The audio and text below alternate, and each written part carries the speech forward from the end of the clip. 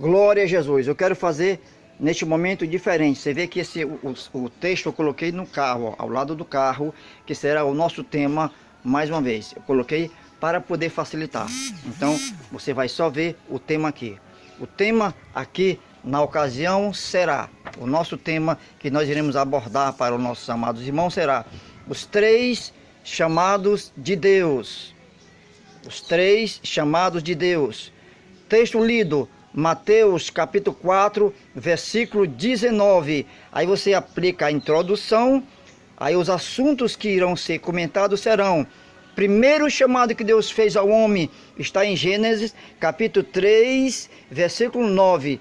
Gênesis 3 e 9. Que chamado é esse? O chamado que Deus fez ao arrependimento. Primeiro chamado que Deus fez ao homem e o primeiro chamado mundial escrito na Bíblia Sagrada. O primeiro chamado foi o chamado para o arrependimento. O segundo chamado é o chamado à sepultura. Lucas 12 e 20 está escrito: louco, esta noite te pedirão a tua alma e o que tu tem preparado para quem será?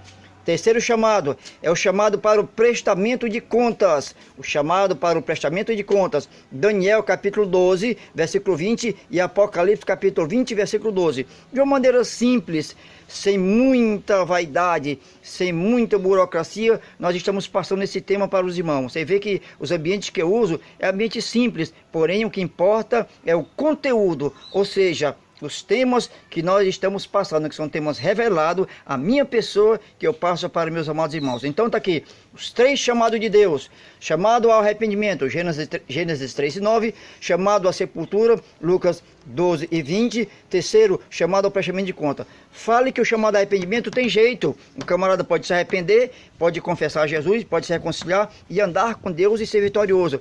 Fale que o segundo chamado não tem jeito, porque é o chamado para a morte. Morre o rico, morre quem tem dinheiro, morre o branco, morre o preto, morre o pescador, morre o advogado, morre todo mundo. Então, só um jeito de escapar da morte é confessando a Jesus como Salvador. Fala-me da morte espiritual ou da morte física também, tá bom? Então, e o terceiro chamado é para o prestamento de conta, aonde todos comparecerão diante de Deus para ser julgado. Amém? Então aí, você pode seguir aí o seu destino, rechear esse tema e elaborar um rico sermão. Tá vendo?